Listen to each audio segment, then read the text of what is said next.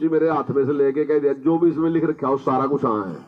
एक दो चीजें तो मैंने ऐसी लिख रखी थी ना मुझे आइडिया नहीं था कि हाँ हो जाएगी, पर वो जब उसने उन्हें कह दिया हाँ है फिर मैं पीछे लग गया, मैं चला हाँ है तो हाँ है तो वो भी मतलब सारे काम हो गए थे।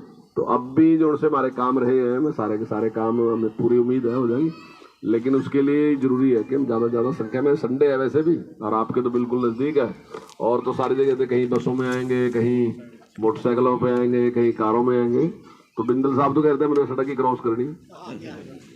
नमस्कार, आप देख रहे हैं लाइव तस्वीरें। शिक्षा मंत्री कंवरपाल गुर्जर पार्क नंबर 1 में सेक्टर 17 में पहुंच चुके हैं। आप देख सकते हैं स्ट्रीट लाइट अभी तक नहीं आई, जबकि जेई साहब को फ़ोन किया था। बिना लाइट के शिक्षा मंत्री पार्क नंबर 1 में पहुंचे। आप देख सकते हैं कि किस प्रकार से यहां पर अंधेरे में ही शिक्षा मंत्री कंवरपाल गुर्जर का स्वागत व अभिनंदन करते हुए सेक्टर 17 वासी वार्ड नंबर 7 पार्क नंबर 1 में पहुंच चुके हैं। मेरा सभी साथियों से अनुरोध है कि वो इंग्लिश आज नहीं तो मीटिंग कर ले। एक मिनट अगली बार देख लेना, एक मिनट देख लेना। क्या हाल चाल है? चलो कोई नहीं, और ठीक ठाक।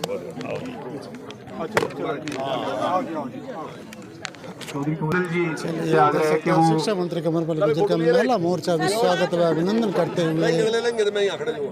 पीयूष ले भाई, ले भाई, ठीक है जी। हमारा महिला मोर्चा बड़ा सक्रिय है। मेरा सभी साथियों से आग्रह करता है सामने वाली चेयर्स पर आ जाए मेरे भाई और खड़े सभी साथी, हरियाणा प्रगति रैली को लेकर ताकि आपकी और चेयर्स की दोनों की शोभा बढ़े। तो मेरा सभी साथियों से आग्रह रविवार है प्रातः 9 बजे अनाज मंडी सामने वाली चेयर्स पर आ जाए। उन्होंने आना है, उसी का न्योता देने के लिए शिक्षा ज्यादा समय न लेते हुए पंचायत के साथ में मौजूदा विपुल गर्ग मंडल अध्यक्ष साथियों से एक बार आग्रह वरुण वत्रा भाजी एक बार सामने आ जाओ, एक बार धर्मचंद बिंदल जी से मेरा आग्रह है वो 2 मिनट में आए।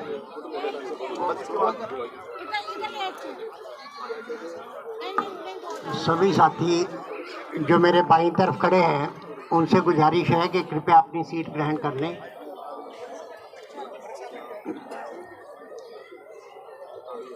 हरियाणा के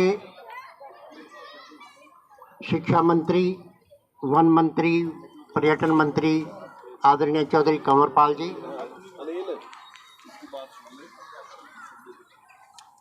हमारे मंडल अध्यक्ष श्रीमान विपुल गर्ग जी, मंडल महामंत्री प्रियंक शर्मा जी, गुरमेहर जी, और मेरे सेक्टर वासी,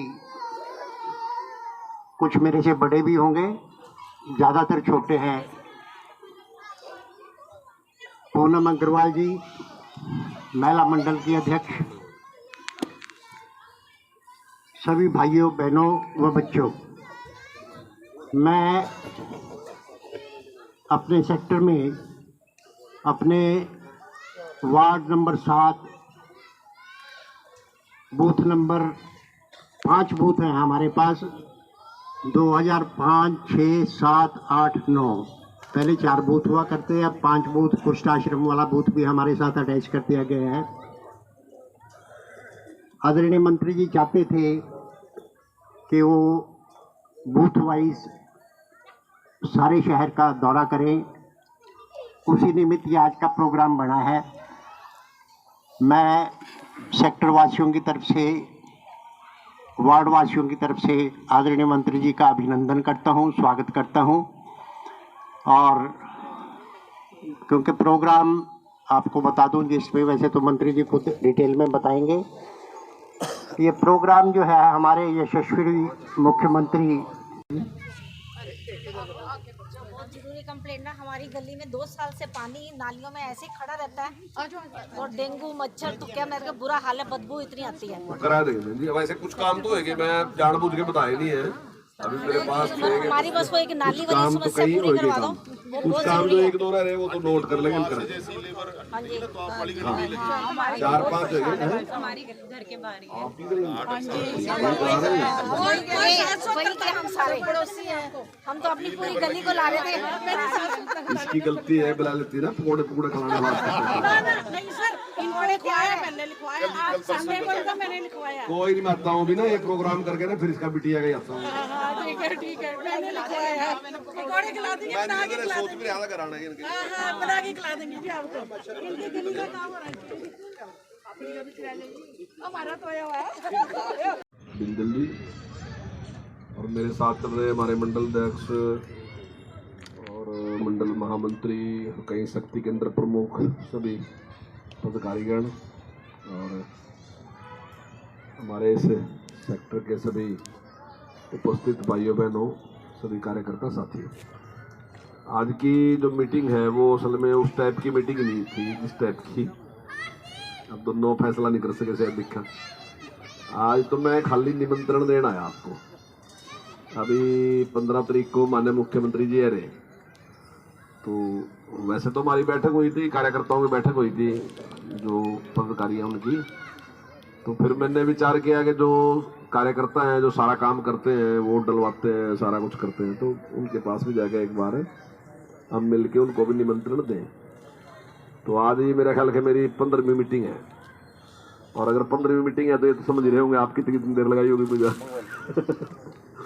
और अभी 3-4 मीटिंगें मेरी और भी हैं, तो लगभग आधे घंटे के बाद ही सारी मीटिंगें थी, उसमें आना जाना भी था और मीटिंग भी थी। तो बस मैं तो आपको यही प्रार्थना करने आया कि माननीय मुख्यमंत्री जी 15 तारीख को 10 बजे आपके ही अनाज मंडी में आ रहे, और 10 बजे उनका स्टेज पे आने का टाइम है। वैसे हमने सारे जगह जो टाइम दिया और 9 बजे का दिया, तो 10 बजे का टाइम है। तो मेरा निवेदन है कि आप ज़्यादा से ज़्यादा संख्या में वहाँ पहुँचे, उनकी बात सुने, और माननीय मुख्यमंत्री जी ने जो काम किए पिछले 5 साल में वो सारे आपके सामने।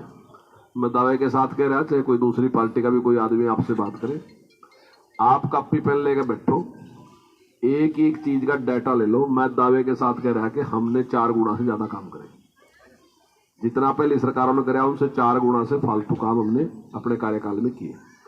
लेकिन अभी जो 2 साल थे इसमें कोई हम नहीं, पूरी दुनिया ही इससे प्रभावित थी। कोरोना में कोई ऐसा नहीं है कि जगाधरी प्रभावित था या हरियाणा प्रभावित था या हिंदुस्तान प्रभावित था, पूरी दुनिया प्रभावित थी। और स्वाभाविक है कि काम रुके, उसमें सारी दुनिया के काम रुके।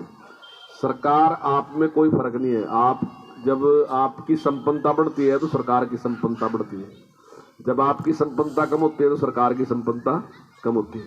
जब आप 1 लाख का बिजनेस करोगे तो उसके हिसाब से टैक्स आएगा, जब आप 10,000 का करोगे तो उसके हिसाब से टैक्स आएगा। उसी टैक्स से सरकार चलती है, उसी से सारी डेवलपमेंट चलती है। तो स्वाभाविक ही है कि जब आमदनी घटी, आम आदमी की आमदनी घट गई तो सरकार की भी घट गई। लेकिन अब भगवान का शुक्र है कि अब आमदनी खूब है, अब कोई दिक्कत नहीं है। इस टाइम खूब लोगों का, सभी का काम अच्छा है, सरकार का भी काम अच्छा है। और माननीय मुख्यमंत्री जहाँ भी जा रहे वहाँ काफ़ी अच्छी घोषणाएं करके रहे, और मैं समझता हूँ कि जितनी अच्छी संख्या होगी उतनी अच्छी घोषणा भी होगी। क्योंकि पिछली बार जब हमने छछरौली में कार्यक्रम किया था तो मुख्यमंत्री जी ने हमारी सूची पढ़ी नहीं थी, ऐसे ही उन्हें तो हमने पूछा था कितने आदमी आवेंगे, तो लगे कितनी आ जाएंगे हम, तो हमने सड़क ही तो क्रॉस करनी, सड़क क्रॉस करके साथ के साथ नजदीक। तो मेरी आपसे प्रार्थना है कि भी ज़्यादा से ज़्यादा संख्या में आप पहुँचे, मुख्यमंत्री जी की बात सुने, और जिस कर्मठता के साथ हमारे मुख्यमंत्री जी विकास के काम कर रहे वो अपने आप में बेमिसाल है। मैं आपको एक बात ये कहना चाहूँगा, आम पॉलिटिशियन के बारे में कह दें कि भाई ये तो एसी में बैठे जी, पर मैं दावे के साथ कह रहा कोई जो बड़े से बड़ा आदमी है ना जी, वो मुख्यमंत्री के बराबर बैठ के ही दिखा दे। बस इतनी देर बैठ का काम कराना मैं, उतनी देर खाली बैठ कर दिखा दे, चाहे काम भी लग रही हो। मतलब 18 घंटे लगातार बैठ के मुख्यमंत्री जी काम कर रहे हैं, और जिस प्रकार से सारे चीजों के सुधार भी कर रहे हैं। और खासकर आप जैसे लोग जो ये कह रहे थे कि भाई इस प्रकार का जो भ्रष्टाचार है, पक्षपात है, समाप्त होना चाहिए, आज आप भी महसूस कर रहे होंगे काफी हद तक समाप्त कर दिया और उसमें लगे भी। तो मेरा निवेदन है कि आप सब लोग उस दिन वहाँ आए। कुछ काम आपने बताए तो मैं आपको विश्वास दिला कि काम भी जो बिंदल साहब ने कहे तो दीवार का कहा आपने, तो ये सारे काम हम करा देंगे, ये मैं आपको विश्वास दिला रहा हूँ। मंत्री जी, एक तो हमारे सेक्टर की जो सड़कें मेंटेनेंस चल रही है, इसमें बहुत खामियां हैं। पहले भी मैंने आपसे जिक्र किया था, कई बार बात हुई है कि सड़कों का जो लेवल है वो फर्शों के लेवल से काफ़ी ऊंचा ठेकेदार ने कर दिया है, जिससे कानून के हिसाब से जिन लोगों ने मकान बना रखे थे उनके प्लिंथ लेवल रोड लेवल से कम नीचे रह गए हैं और पानी, बरसात का पानी उनके घरों में घुसने का अंदेशा है। इस बड़ी समस्या है, इसके बारे में कमिश्नर साहब से भी कई बार मुलाकात हुई, मेयर साहब से भी कई बार मुलाकात हुई, लेकिन समस्या कुछ इम्प्रूवमेंट हुई है। जो बाद में ठेकेदार ने काम करना शुरू किया उसने थोड़ा सा सुधार किया है, लेकिन पुरानी समस्या जस की तस है। उसके बाद है स्टॉर्म वाटर और सीवरेज की समस्या है। समस्या मंत्री जी ये है कि कुछ काम तो अभी भी हुड्डा के पास रह रहे हैं, जैसे सीवरेज का है, फ्रेश वाटर का है, और कुछ काम निगम ने टेक ओवर कर ली है। उसमें समस्या ये होती है कि जब मल्टीप्लिसिटी ऑफ अथॉरिटीज आ जाती है तो उसमें एक दूसरे के ऊपर काम छोड़ देते हैं कि जी ये वो काम करेगा, ये काम करेगा। अल्टीमेटली सफ़र हमें करना पड़ता है। गार्बेज कलेक्शन और स्वीपिंग का मैंने परसों भी हमारी मीटिंग मंत्री जी ने ली थी, तो उसमें भी मैंने समस्या रखी थी कि गार्बेज कलेक्शन पिछले लगभग 25 साल से हमारी एसोसिएशन जो है वो गार्बेज कलेक्शन अपने पैसे इकट्ठे करके अपनी वर्कर्स को लगा के गार्बेज कलेक्शन कराती रही है, और ये हमारा प्रोग्राम जो है कामयाबी पूर्वक पिछले लगभग 25 साल से चल रहा है। और मंत्री जी की ही कृपा है कि हमें ये मेंटेन करने के लिए उन्होंने हमारा साथ दिया। मेयर साहब को बोला, कमिश्नर साहब को बोला कि अपना सफाई अगर करना चाहते हैं तो आपको क्या दिक्कत है। तो इसमें स्वीपिंग का और जो कलेक्शन पॉइंट है वहाँ से कूड़ा उठाने का काम सिर्फ निगम करती है, बाकी काम हमारे कर्मचारी करते हैं, जिसके लिए हम सेक्टर वासियों से पैसा लेते हैं, और उसी पैसे से हमने लाइब्रेरी और सिक्योरिटी का अरेंजमेंट कर रखा है। तो इसमें ये कमी है कि वो गार्बेज कलेक्शन और स्वीपिंग जो है वो रेगुलर नहीं होती।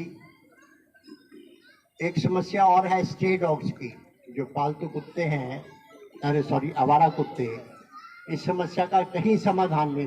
सभी अथॉरिटीज़ को हम अप्रोच कर चुके हैं, स्टेट ऑफिसर को, कमिश्नर साहब को, मेयर साहब को। इस समस्या के बारे में कोई ध्यान दिया जाए, क्योंकि बच्चों के लिए बहुत स्कूटर और मोटरसाइकिल जो 2 व्हीलर वाले हैं उनके लिए बड़ा खतरा है।